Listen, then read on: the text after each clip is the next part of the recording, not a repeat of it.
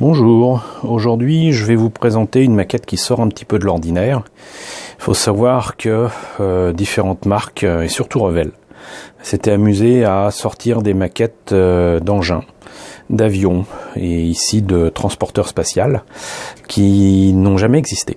Voilà. Donc c'était une espèce de, comment dirais-je, de manière d'indiquer que des projets étaient en cours et visiblement donc ça plaisait aux gens d'avoir des avions expérimentaux qui pourtant n'ont jamais vu le jour, d'avoir des maquettes d'engins spatiaux ici qui finalement n'existeront même pas sous la forme de prototype. Et cette maquette fait partie de celle-là. Donc quelque part, ça rentre dans la ligne des objets, des maquettes que je vous ai proposées et que je vous ai montré déjà, à savoir donc d'avions expérimentaux et d'engins expérimentaux, mais avec cette particularité, c'est que ça n'a jamais dépassé le stade du papier. Donc ce Space Transporter Songer est en fait un engin spatial qui a été étudié par nos amis de l'Allemagne de l'Est avant la réunification. Et c'est un projet qui traînait depuis un petit moment, depuis les années 60 en fait, avec cette idée de fabriquer un avion, un transporteur capable de décoller tout à fait normalement depuis la Terre, de passer en orbite basse et à partir de là de permettre à un engin spatial de décoller et de décoller du coup de manière un petit peu plus pratique que ça n'est fait maintenant. Mais c'est surtout l'idée d'avoir un engin, ici vous voyez, ce transporteur qui est réutilisable. Voilà. Donc parce que le problème c'est qu'actuellement que ce soit la navette spatiale américaine qui a pris sa retraite, que ce soit les satellites qui sont envoyés dans l'espace, tout est envoyé par des fusées dont les étages, les différents étages qui permettent de dépasser les limites de l'atmosphère terrestre, retombent en fait et brûlent souvent dans l'atmosphère. Enfin, on peut espérer. Parfois, des débris peuvent tomber ici et là, mais le truc c'est que bon voilà, c'est pas réutilisable. Il y a évidemment le programme SpaceX dont vous avez peut-être entendu parler, qui permet désormais d'avoir des fusées qui non seulement décollent mais redescendent sur Terre et se posent. Ça c'était le projet sur les fusées depuis facilement les années 40-50, mais voilà, c'est tout récent. Étonnamment, c'est tout récent. Les fusées ne sont pas, a priori, pour l'instant, réutilisables. Et donc, voilà. Et ce projet, en fait, a été abandonné au milieu des années 90 parce que c'était trop cher à développer. Beaucoup trop cher à développer par rapport à l'existence et les performances qui étaient enregistrées avec la fusée Ariane 4, puisque bon, l'Allemagne de l'Est faisait quand même partie de l'Europe et du coup faisait partie du programme européen spatial. Et comme vous le savez, le programme européen spatial lance des fusées depuis la base de Kourou en Guyane, qui est française. Donc voilà. Donc encore une fois, c'est l'économie et l'aspect pratique des choses qui l'a emporté, mais n'empêche que cette maquette, moi je la trouve vraiment très sympa et surtout absolument magnifique, ne serait-ce que déjà l'illustration, ça donne du rêve. Le projet donc a été abandonné en 1995, mais la maquette date de 1991, voilà.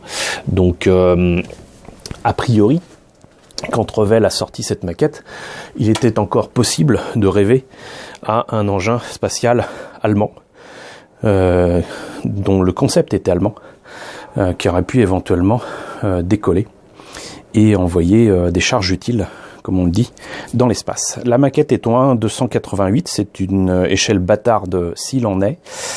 Pas grand chose du coup à montrer. Si, ce qui est marrant, c'est que là on pourrait croire que l'engin existe ou ait même jamais eu un prototype de fabriqué, mais les photos sont fort belles.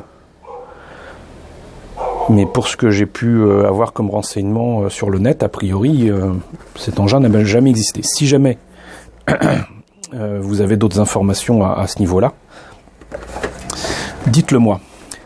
Mais sinon, il n'y a pas grand-chose de plus à montrer, donc si ce n'est ouvrir la boîte et vous montrer l'intérieur. Alors, donc là, comme je vous disais, la maquette date bel et bien de 1991. Les étapes de fabrication ont l'air, ma foi, assez simples. Diablement simple d'ailleurs, parce que ce qui est rigolo, c'est qu'en plus ce design de transporteur me rappelle quand même beaucoup de designs qu'on peut retrouver, notamment dans Gundam, mais aussi dans comment ça s'appelle, dans Dragonheart par exemple. C'est un design finalement assez classique qui pourrait rappeler un petit peu le Concorde et tout, mais bon, voilà. Donc visiblement, il y a le choix pour les baies de trains d'atterrissage fermés ou ouverts avec les trains sortis ou non. Un nombre assez conséquent de trains d'atterrissage pour tenir forcément la taille assez grande et certainement le volume, mais aussi le poids assez important, notamment avec le carburant de cet avion, de ce transporteur spatial qui pourrait rappeler un petit peu la Valkyrie que je vous ai présentée il n'y a pas longtemps. Et on notera qu'il y a 2 charges utiles proposées, à savoir donc une espèce de navette qui pourrait rappeler la navette Hermès, qui était un programme européen et français, qui malheureusement là aussi n'a jamais vu le jour, et je ne pense pas qu'il y ait une maquette en plastique qui existe, que ce soit chez LR ou Revell, malheureusement. Et là, vous avez très clairement une charge utile qui rappelle une fusée, tout ce qui est de plus normal, avec le cône, un premier et un deuxième étage, certainement pour y loger un ou plusieurs satellites. Et on y rajoute, bien évidemment, des petits réacteurs qui permettront la rentrée dans l'atmosphère ensuite de cette navette, bien évidemment, habitée. Ils vont pas s'amuser à faire de la chute libre. Voilà donc le profil général qui fait pour moi en plus très Thunderbirds. Moi j'aime beaucoup. Ça fait même, ce profil-là me rappelle énormément aussi le Phénix de la bataille des planètes. Mais voilà. Donc par contre, je l'avais acheté d'occasion dans une boutique qui a fermé depuis très longtemps à Fontenay-sous-Bois. Il me semble même que c'était un dépôt-vente. Du coup, là j'ai redécouvert la maquette il n'y a pas très longtemps, mais vous voyez, le temps et certainement l'exposition à un petit peu d'humidité a fait son office. Mais je pense qu'il y a moyen certainement de récupérer ça. Ce serait dommage d'ailleurs de ne pas pouvoir les utiliser, c'est des calcos, parce que autant les lignes de couleurs je peux les refaire, autant Sanger et le logo d'APA et le Horus et Cargus qui sont les différents noms de ces engins. Alors je sais plus exactement ce qui était dit parce que j'ai pas tout compris même en français sur la boîte, mais le remorqueur spatial donc serait Horus et la charge utile, la fusée, serait Cargus. Donc Horus, j'ose espérer que c'est une référence au dieu égyptien, peut-être à cause du nez, mais j'en sais pas plus que ça. Voilà. Donc les pièces, encore une fois, on l'aura compris, avec la notice, il n'y en a pas des masses. La simplicité d'ailleurs de cette maquette est quand même assez appréciable. On notera que par contre, c'est limite, même si la boîte et la notice datent de 91, les détails sont pas en creux mais en plein. Le peu de détails qu'il y a, je sais pas si on les voit bien là, sont en plein. Ça c'est pas cool, mais ça a quand même une forme sympathique. Très sympathique même. Mais là, voilà. C'est pas du creux. Et pareil pour la navette. Et pour la charge utile, bon, pour la fusée c'est pas gênant. Mais là, pareil, c'est en plein et pas en creux. Les trains d'atterrissage, par contre, les roues, c'est C'est vraiment tout petit.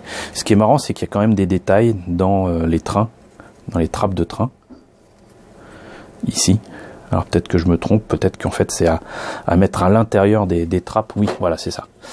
En fait, vous mettez ça là-dedans, donc du coup vous avez les détails de l'intérieur des trappes de train, et le reste de la trappe est ici, et je vois qu'il y a des pastilles d'éjection des grappes très visibles ici. Alors si c'est du côté de la pièce qui est collée, on s'en fiche. Si c'est une pièce qui ensuite doit être visible, c'est un peu plus délicat. Voilà, donc bah écoutez, c'était donc le Sanger, un transporteur spatial allemand, européen donc, qui malheureusement n'a jamais vu le jour, mais une maquette intéressante quand même. Voilà, donc bah écoutez, j'espère que la présentation de cet engin vous aura intéressé. N'hésitez pas à me dire ce qu'il en est dans la section commentaires, n'hésitez pas à liker, les pouces vers le haut en ce moment, c'est très important. N'hésitez pas à partager, n'hésitez pas à vous abonner si ce n'est pas déjà le cas. Coucou aux nouveaux abonnés qui nous ont rejoints dernièrement, on est plus de 1640 désormais, c'est cool. Coucou aux grands anciens qui me suivent depuis longtemps, merci à tous de votre fidélité et à très bientôt, j'espère, pour une vidéo autour d'un engin spatial ou éventuellement d'un avion expérimental.